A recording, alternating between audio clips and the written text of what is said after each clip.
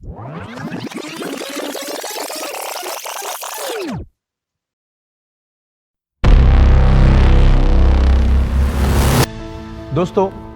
Biomagnetism के facts and figure को समझने से पहले हमें हमारे अर्थ को समझना होगा। और जब हम स्कूल में थे तो वहां पर हमने मैग्नेटिज्म के बारे में बहुत सारे चीजें समझी, किताबों में पढ़ी, क्योंकि आज 7th class, 8th class, 9th class, 10th class के बच्चों के बुक के अंदर magnetism, outer core, inner core, सब कुछ इंफॉर्मेशन है।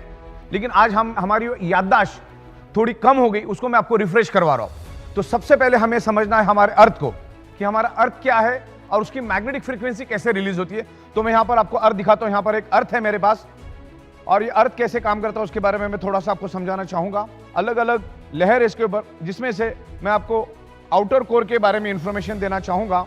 ये जो आउटर कोर है, यहां पर पृथ्वी के अप्रोक्सीमेटली 5000 किलोमीटर पेट के अंदर एक गर्म लोहे का और निकेल का समंदर है, जो 6000 डिग्री सेल्सियस गर्म है।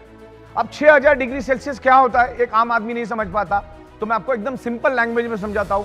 1500 डिग्री सेल्सियस में लोहा पानी बन जाता है, तो पृथ्वी के पेट में लोहे का, गर्म लोहे का 6000 डिग्री सेल्सियस का समंदर से आप अंदाजा लगाओ कि कितना गर्म आउटर कोर है। ये आउटर कोर के बारे में आपको इंटरनेट के ऊपर भी बहुत सारी इंफॉर्मेशन मिलेगी, और वहीं से पृथ्वी की मैग्नेटिक फ्रीक्वेंसी रिलीज होती है। हमारी पृथ्वी सूरज के आजू बाजू में घूमती है और खुद के भी आजू बाजू में घूमती रहती है, और पृथ्वी के आजू बाजू में चांद घूमता है।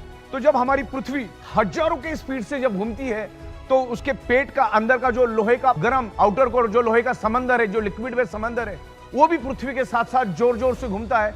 और वो जोर से घूमने के कारण एक जबरदस्त घर्षण पैदा होता है, और वो घर्षण पैदा होने से एक हाई इंटेंसिटी का इलेक्ट्रिसिटी पैदा होती है, और वही इलेक्ट्रिसिटी आगे जाकर मैग्नेटिक फोर्स यानी मैग्नेटिक फील्ड में कन्वर्ट होता है।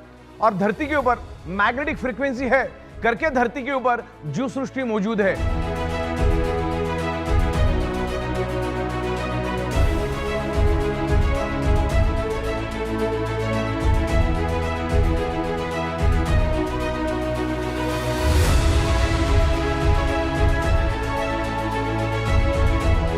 नासा के scientist each and every planet पर गए, लेकिन वहां पर उनको कोई भी जीव सृष्टि नहीं मिली।